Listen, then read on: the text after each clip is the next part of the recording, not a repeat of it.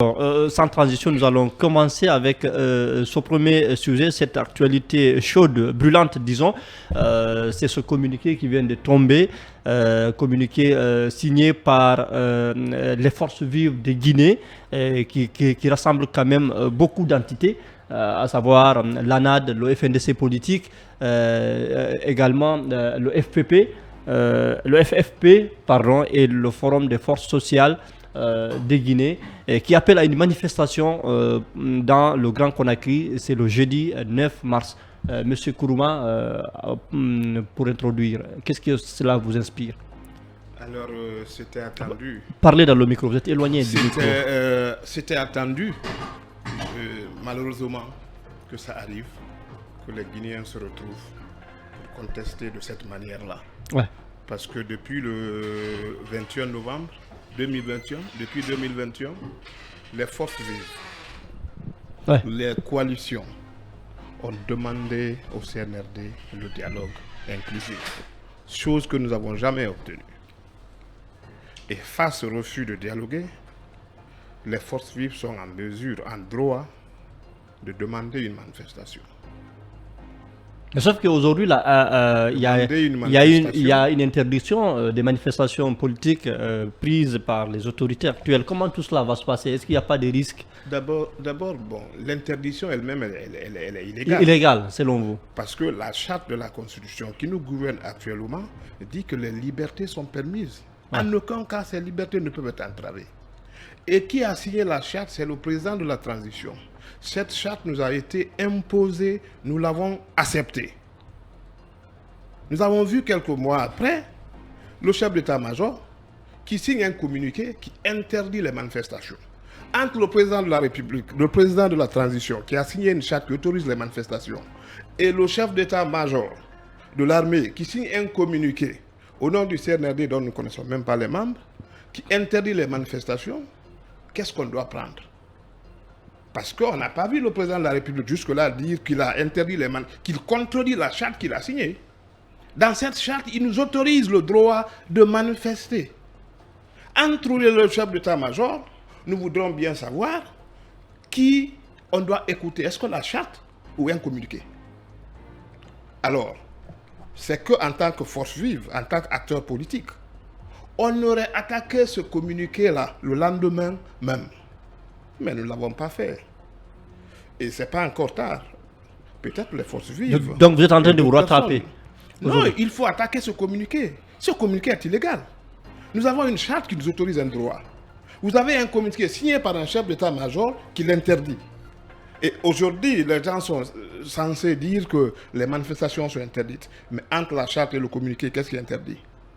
Alors le CNRD doit réviser la charte pour nous dire que désormais, les manifestations sont interdites. Sinon, jusqu'à preuve du contraire, nous sommes rattachés à cette charte qui nous a été imposée et nous pensons que cette charte, elle nous gouverne. Et nous vivons par cette charte. Donc, le 9 mars, si les forces vives ont décidé de manifester, c'est leur droit. Pour le moment, l'itinéraire n'est pas communiqué. Qui nous autorise à manifester. Oui, pour le moment, l'itinéraire n'est pas communiqué. Et cette fois-ci, ce n'est pas le FNDC dissous qui en appelle à des manifestations. Est-ce qu'il y a des risques aujourd'hui de heurts à Conakry et même de violences? Je n'ai pas le mandat de parler au nom de cette coalition. Je suis venu pour parler au nom de l'UFDG. Mais vu que notre coalition ANAD a apposé sa signature dans ce communiqué, vu que je suis un acteur politique, je dis le risque zéro n'existe pas. Nous avons un droit que la charte nous autorise. Alors c'est aux gouvernants de se donner les moyens pour sécuriser cette manifestation.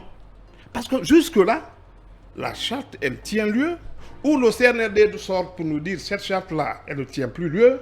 C'est le communiqué de Saliba qui gouverne la République et on s'en tiendra à ça. Mais jusqu'à preuve du contraire, nous avons un droit d'informer les mairies. C'est un régime d'informatif. Et nous le ferons. Pas un régime d'autorisation. Pas un régime d'autorisation. Bien. Nous allons informer les mairies pour dire que nous allons organiser cette manifestation. Et voilà l'itinéraire. À ce que je chasse en tant que citoyen, soucieux du devenu de ce pays, dès lundi, je ferai ma pancarte. Et je la garderai à la maison pour le 9. Bien. Alors, c'est dit, hein, Monsieur Kourouma, les forces vives exigent le respect de la charte de la transition, des recommandations de la CEDEAO, demandant justement la tenue de notre cadre de dialogue plus inclusif, permettant aux leaders qui n'ont pas pu prendre part à l'autre cadre de dialogue de participer et surtout d'assurer la sécurité de tous les participants de ce dialogue-là. Et surtout également, le dernier point, la dernière exigence, c'est le respect des engagements du colonel Mamadi Doumbouya tenu dans son discours du 5 septembre. Est-ce que vous comprenez ces exigences, ces revendications? Est-ce qu'elles sont pour vous légitimes et vraiment légales? Merci beaucoup, l'éminent journaliste M. Yaya. Moi, je vais commencer par dire que il n'est jamais trop tard de se retrouver autour d'une table pour parler de paix, pour parler de cohabitation paisible, pour parler de tout ce qui va dans le sens de l'union, mais aussi de la solidarité entre Guinéens. Ouais. Vous savez, en Guinée, il faut qu'on essaye de faire la part des choses. Quand je dis faire la part des choses, quand on est sur le champ politique, agissons en politiciens. Ce champ est réservé aux politiciens.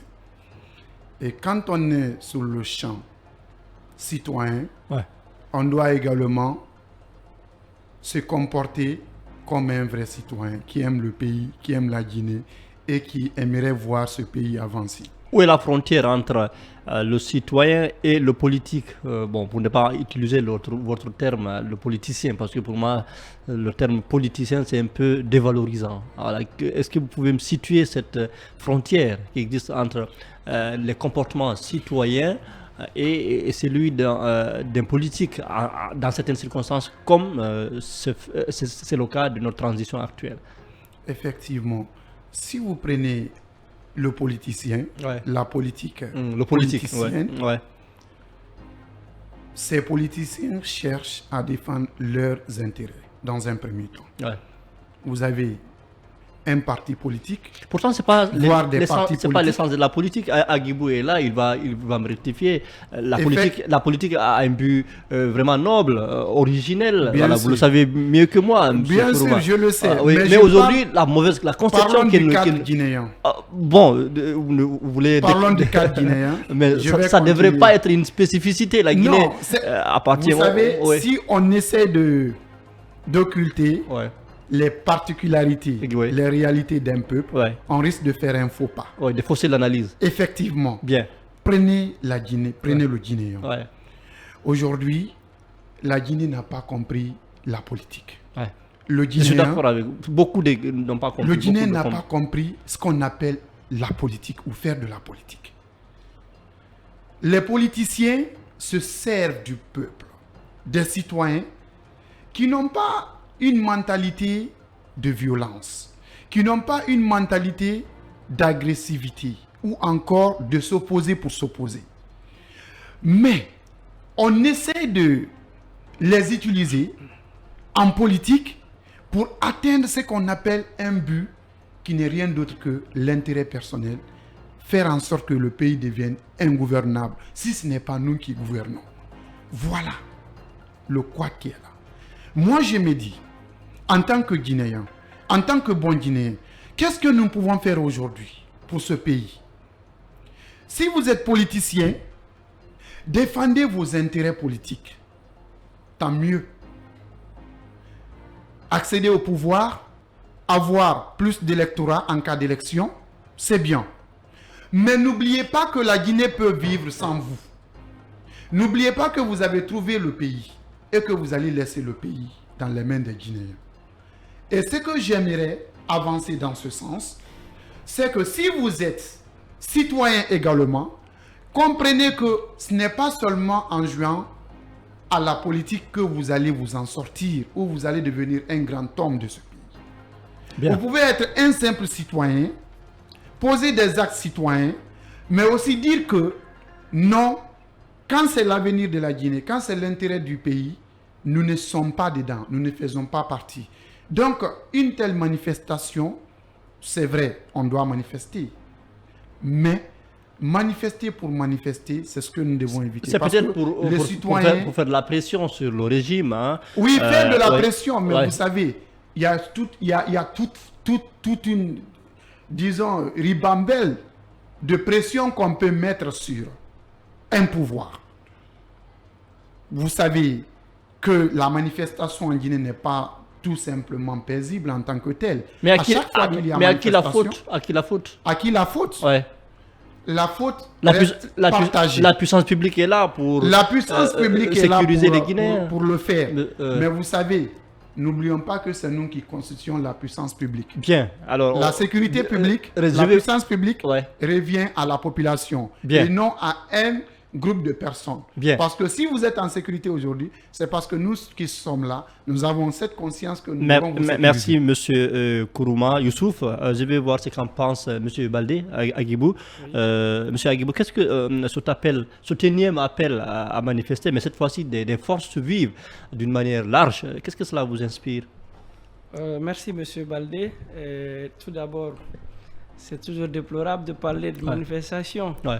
Mais il faut voir les choses qui motivent une manifestation. Ouais. Et je pense que dans ce pays, on ne souffre d'aucune chose plus grave que le non-respect de la loi.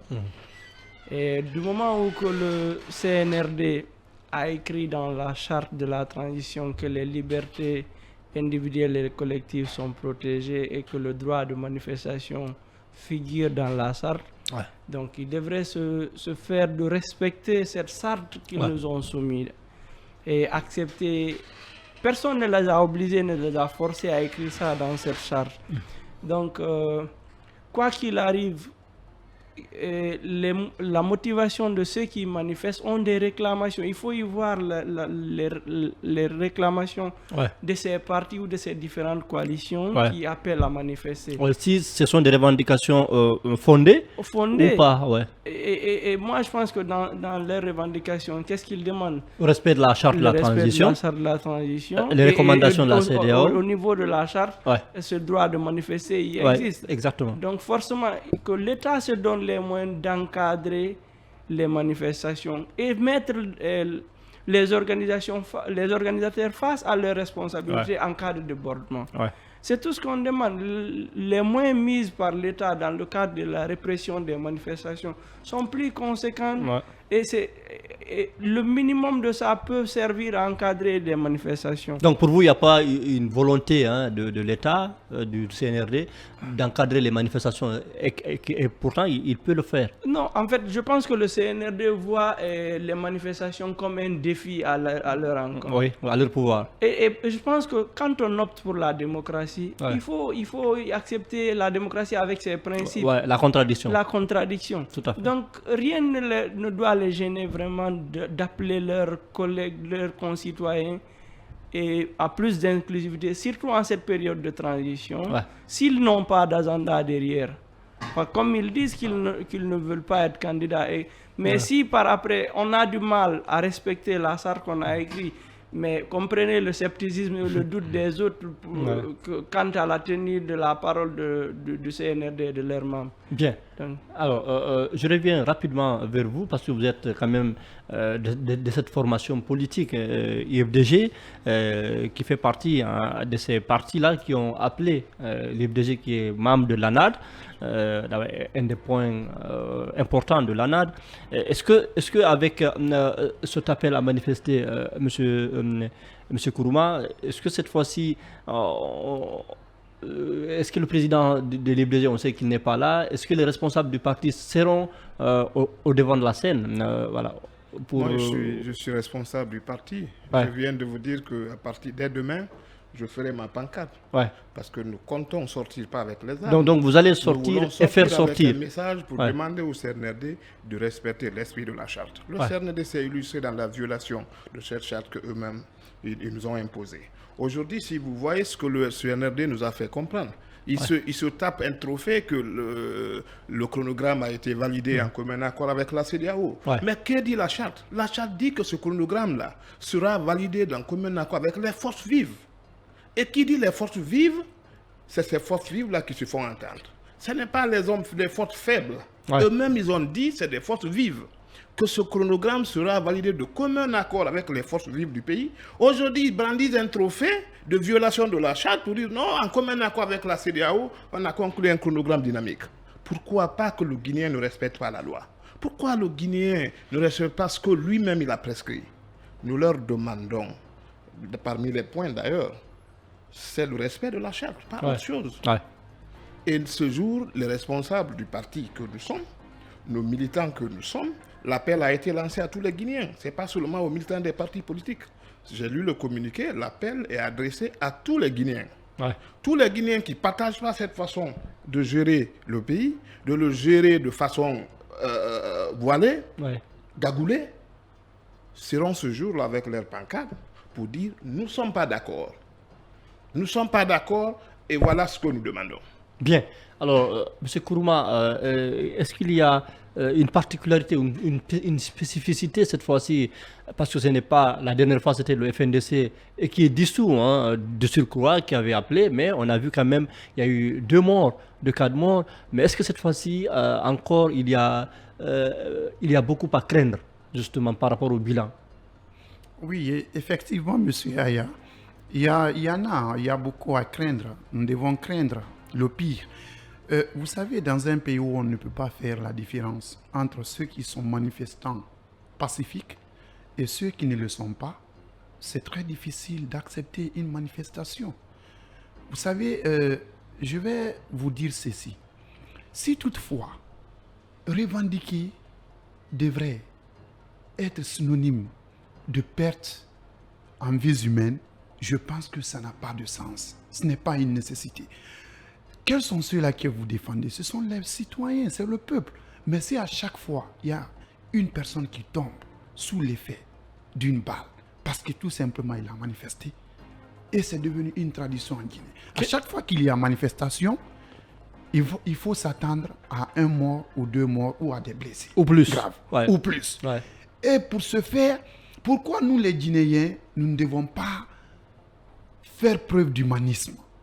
Ceux qui tombent, ce sont nos frères.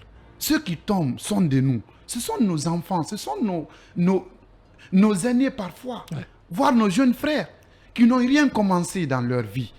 Mais si l'intérêt politique, l'intérêt particulier, l'intérêt individuel devrait primer sur ces vies que nous avons perdues, c'est vraiment dommage. C'est dommage. C'est dommage. Je pense que nous devons essayer de prendre conscience de cela. C'est pourquoi le CNRD n'interdit pas les manifestations. Si vous lisez très bien, ce n'est pas une interdiction de manifestation. Mais c'est une manière de dire que essayons. On a parlé d'une trêve. Effectivement, d'une trêve. Parce que là, on n'en a pas besoin. Pour une certaine on n'en a pas besoin. Cela sous-entend que les forces vives, qui représentent ici une force très puissante, doivent faire partie ici des actions posées par le CNRD et même le peuple. Mais aujourd'hui, ils sont devenus ce qu'on appelle une force qui est en train de mettre les bâtons dans les roues. Et pourtant, ils ont été appelés à dialoguer, ils ont été appelés sur la table, ils ne sont pas venus. Mais pourquoi on va jouer à la politique de la chaise vide si toutefois la Guinée appartient à tout le monde?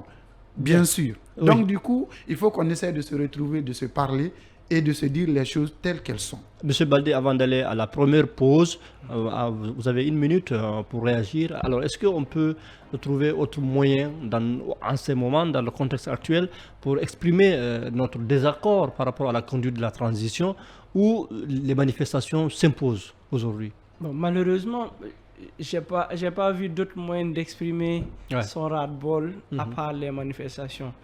Et c'est toujours déplorable de compter des morts quand il y a manifestation. Mais il faut aussi savoir situer les responsabilités. Aucun Guinéen ne doit mourir pour une manifestation. Le président l'avait dit dans son discours du 5 septembre. Exactement. Aucun Guinéen ne doit mourir pour la politique. Et c'est ce qui est demandé dans cet appel à manifester, le respect de ses engagements. Donc, en fait, il faut savoir que s'il y a un mort, il faut savoir situer la responsabilité. Et c'était mort de trop. Et c'était mort de trop. Et c'est toujours déplorable après qu'une manifestation qu'on se mette à compter et le nombre à faire un bilan macabre. À faire un bilan macabre. Donc il faut que nos autorités à leur niveau et les organisateurs qu'ils se mettent devant leurs responsabilités chacun joue de son côté de sorte qu'il n'y ait pas de mort. Mais Bien. il faut respecter les libertés individuelles et collectives. C'est Bien. essentiel pour un pays. Merci beaucoup. C'est sur ce mot que nous allons marquer une pause pour céder notre place à l'écran publicitaire et on revient juste après cette virgule.